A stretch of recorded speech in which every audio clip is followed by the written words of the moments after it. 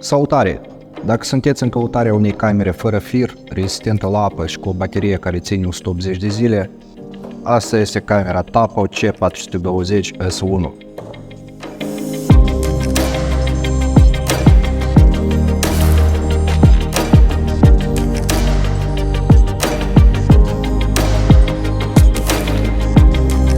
Și să vedem ce avem în set cu camera Tapo C420S1. Avem manualul, instrucțiunea,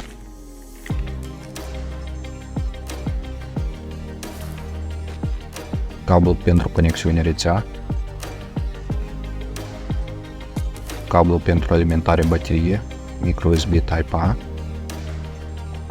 bateria cu capacitate de 6700 de mAh, firul durată de viață de până la 180 de zile, în dependență de scenariul ales pentru funcționare, adapterul de 1 A, piciorușul pentru instalare camera, șuruburile, Smart Hub-ul, avem și o cheiță pentru butonul de reset și camera. Pentru a instala acumulatorul în cameră este nevoie să scoatem capacul din spate, să scoatem în felul următor, rotim puțin la dreapta și tragem.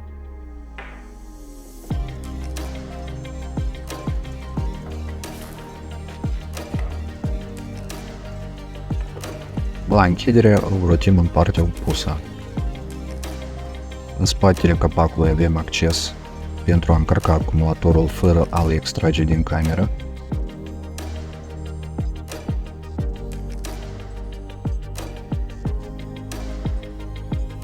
Camera se poate instala pe picioruș în două poziții, partea din spate sau cu partea laterală.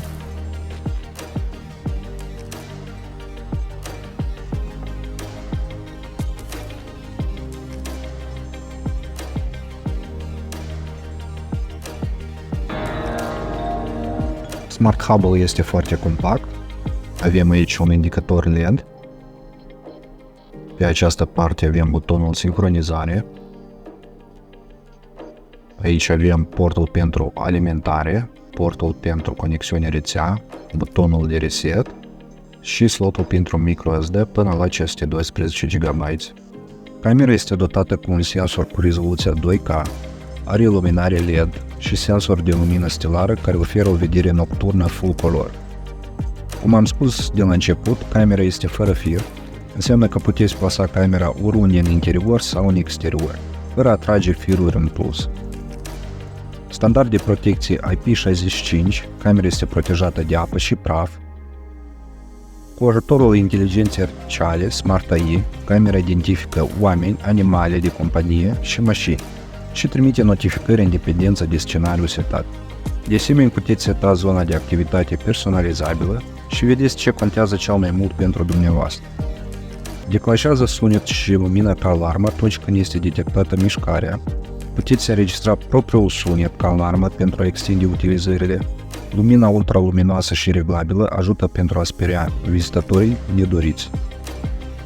Permite comunicarea printr-un microfon și un difuzor încorporat.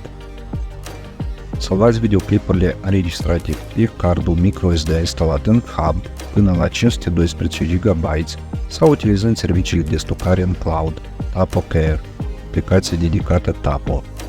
Vizualizare live, redare, salvare clipuri și configurare, toate într-o singură aplicație.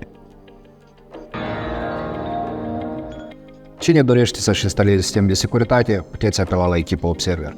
Noi oferim servicii de instalare, configurare și întreținere sisteme de securitate. Activăm pe tot teritoriul Republicii Moldova. Întreținerea cât pe perioada garanției, cât și după expirarea garanției. Contactele le găsiți în descriere. Cu voi a fost Alexandru. Mulțumesc pentru vizionare. Ne vedem în videoul următor.